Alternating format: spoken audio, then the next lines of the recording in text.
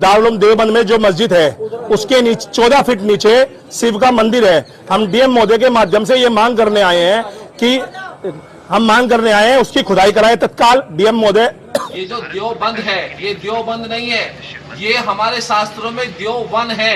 यहाँ पर देवता का वन होता था।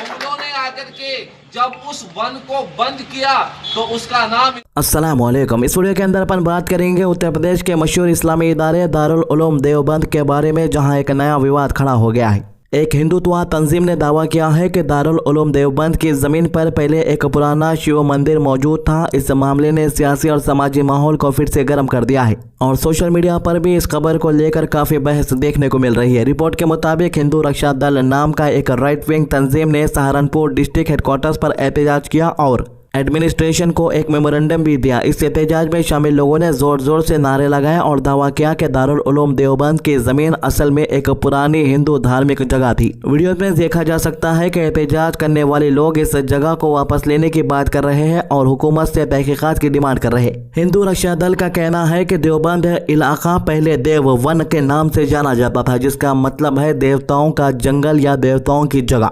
मतलब इन लोगों का मानना है कि इनके जो देवता है वो इस जगह पर रहते थे, इसीलिए इस जगह का नाम पहले देववन था, बाद में इसे चेंज कर नाम बदल कर दारुल उलूम देवबंद कर दिया गया। तंजीमों का दावा है कि इस्लामी मदरसा कायम होने से पहले यहाँ एक पुराना शिव मंदिर था। एहतजाज लीडर ने यह भी इल्जाम लगाया कि दारुल उलूम कैंपस के नीचे तकरीबन 14 फीट गहराई में अभी भी शिव मंदिर दबा हुआ है। इनका कहना है कि इस बात की सच्चाई सामने लाने के लिए एक ट्रांसपेरेंट और इम्पार्शियल इंक्वायरी होनी चाहिए ताकि हकीकत सबके सामने आ सके।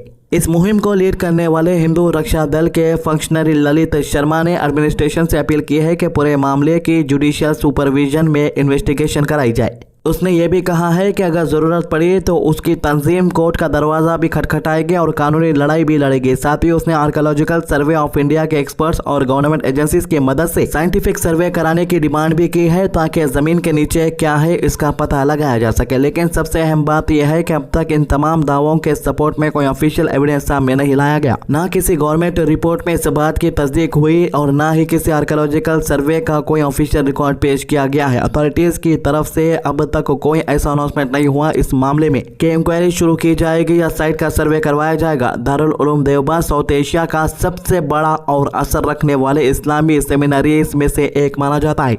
इस इदारे से दुनिया भर के हजारों स्टूडेंट तालीम हासिल करते हैं और ये इस्लामी तालीम का एक बहुत ही बड़ा मरकज माना जाता है। ऐसे में इस तरह के दावे और विवाद एक नई बहस को जन्म दे रहे हैं।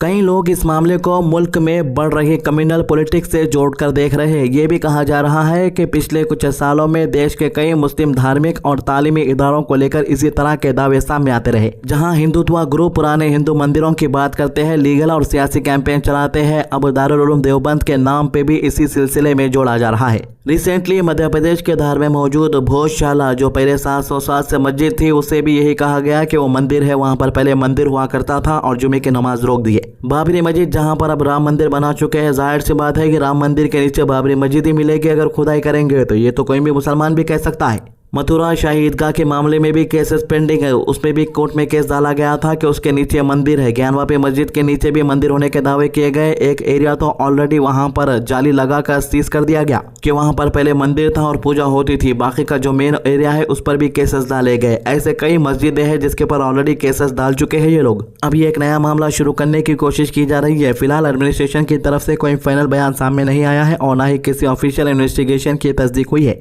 लेकिन सोशल मीडिया और सियासी माहौल में इस मामले ने एक नई बहस को जन्म दे दिया है। देखना यह होगा कि अथॉरिटीज इस मामले में क्या फैसला लेती है और क्या वाकई किसी तरह इसका इंक्वायरी या सर्वे की तरफ कदम बढ़ाया जाता है या नहीं। आपको बता दूं कि कुछ दिन पहले मौलाना अरशद मदनी जामियत उलमा हिंद के मेंबर ने कहा था कि अब हमें गाय की जो है कुर्बानी नहीं देनी चाहिए। हम गवर्नमेंट से ये रिक्वेस्ट करते हैं कि गाय को एक नेशनल एनिमल का दर्जा दे दिया जाए ताकि पूरे मुल्क भर के अंदर गाय की कुर्बानी पर या गाय काटने पर रोक लगा दिया जाए। इंडिया के अंदर अभी भी कई ऐसे स्टेट्स हैं जहां पर गाय काटी जाती है, गाय खाई जाती है। फॉर एग्जांपल केरला है, गोवा है, अरुणाचल प्रदेश है। इन स्टेट्स के अंदर गाय को काटना या गाय को खाना लीगल है, लेकिन दूसरे स्टेट के अंदर जहां पर मुसलमानों की आबादी ज्यादा है वहां पर मना कर दिया गया है। तो मुसलमान यही चाहते हैं कि भाई हम वैसे भी गाय ना काटते हैं, ना गाय की कुर्बानी देते हैं, ना गाय का गोश्त हम खा रहे हैं, इसलिए बेहतर होगा कि आप गाय को एक नेशनल एनिमल का दर्जा दे दिया जाए और जो बीफ एक्सपोर्ट हो रहा है उसको रोक दिया जाए।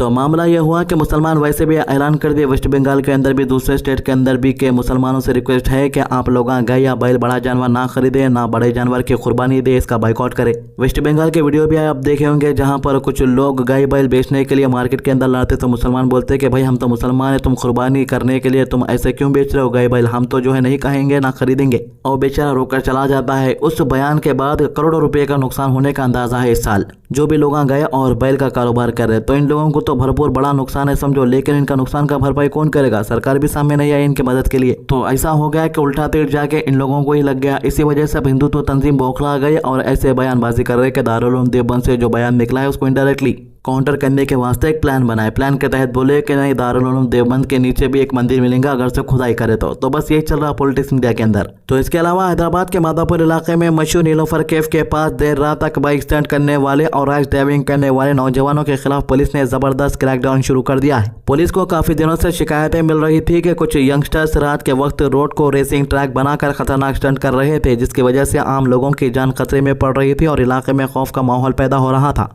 बताया जा रहा है कि देर रात जब पुलिस टीम मादापुर के डिफरेंट पॉइंट पर चेकिंग और पेट्रोलिंग कर रही थी तब कई बाइकर और कार ड्राइवर्स हाई स्पीड में डेंजरस रेसिंग करते हुए नजर भी आए। पुलिस ने इनको रोकने की कोशिश की लेकिन कुछ रेसर्स ने रुकने के बजाय और ज्यादा स्पीड बढ़ा दी। कुछ लोग पुलिस वालों की तरफ भी गाड़ियां अग्रेसिवली ले गए, जिसके बाद सिचुएशन और ज्यादा टेंस हो गई। पुलिस ने तुरंत एक्शन लेते हुए रेसर्स का पीछा शुरू कर दिया। मादापुर की रोड पर काफी देर तक चेस चलता रहा जहां कुछ बाइकर जिगजैग ड्राइविंग करते हुए भी बचने की कोशिश कर रहे थे। आई विटनेसेस चश्मदीद के मुताबिक कुछ लग्जरी कार्स और मॉडिफाइड बाइक्स भी इस इलीगल रेसिंग में शामिल थे। लाउड एग्जॉस्ट, डेंजरस व्हीलिंग्स और हाई स्पीड ड्रिफ्टिंग की वजह से आसपास के लोग भी परेशान हो गए। जब अक्यूज्ड पुलिस के रोकने के बावजूद नहीं रुके तो ऑफिसर ने उनकी गाड़ियों को इंटरसेप्ट किया। कुछ व्हीकल्स के विंडोज तोड़कर अक्यूज्ड को बाहर निकाला गया क्योंकि वो अंदर से कॉर्पोरेट नहीं कर रहे थे। पुलिस ने मिल्ड फोर्स यूज करते हुए रेसर को कंट्रोल में ले लिया और कई लोगों को कस्टडी में भी ले लिया। मौके पर काफी हंगामा देखने को मिला और वीडियोस भी सोशल मीडिया पर वायरल हो रहे हैं जहां पुलिस एक्शन क्लियरली नजर आ रहा। अथॉरिटीज का कहना है कि हैदराबाद में लेट नाइट रेसिंग और स्टंट कल्चर दिन ब दिन बढ़ता जा रहा है और स्पेशली वीकेंड पर कुछ यंगस्टर सोशल मीडिया रील्स और वायरल वीडियोज के लिए अपनी और दूसरों की जान खतरे में डालते हैं। पुलिस ने वार्निंग दी है कि जो भी लोग पब्लिक रोड्स पर इलीगल रेसिंग, स्टंट राइडिंग और रेकलेस ड्राइविंग में शामिल पाए गए उनके खिलाफ सख्त कानूनी कार्रवाई की जाएगी। पुलिस ऑफिशियल्स ने यह भी कहा कि पब्लिक रोड किसी भी तरह के स्टंट या रेसिंग के लिए नहीं होते और ऐसे एक्ट की वजह से बड़े एक्सीडेंट हो सकते हैं। कई मरतबा इनोसेंट लोग भी इन रेसर्स की वजह से हादसों का शिकार हो चुके हैं। इसीलिए अब सिटी पुलिस ने नाइट पेट्रोलिंग और चेकिंग को और ज्यादा स्ट्रिक्ट करने का फैसला लिया ताकि ऐसे लोगों पर कंट्रोल किया जा सके। मादापुर और हाईटेक सिटी के आसपास देर रात कैफ्स और हैंगआउट स्पॉट्स या यंगस्टर्स की हैवी गैदरिंग होती है और इसी का फायदा उठाकर कुछ लोग रेसिंग और स्टंट एक्टिविटीज करते। पुलिस का मानना है कि अगर वक्त पर एक्शन नहीं लिया गया तो फ्यूचर में कोई बड़ा हादसा हो सकता है। फिलहाल कई अक्यूज से पूछताछ चल रही है और पुलिस उन व्हीकल्स की डिटेल्स भी वेरीफाई कर रही है जो चेस के दौरान पकड़े गए।